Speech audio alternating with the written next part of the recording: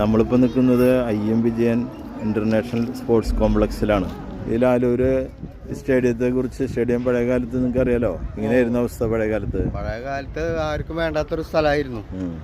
ഇവിടെ ഒരു മാലിന്യങ്ങളെ കൊണ്ടിട്ട് ആകെ ഒരു അവസ്ഥയായിരുന്നു ഇവിടെ. അതായിരുന്നു. ഇപ്പോഴത്തെ അവസ്ഥ ചേട്ടൻ കണ്ടപ്പോ എങ്ങനെയാണ് വിലയിരുത്തുന്നത്? അടിപൊളി.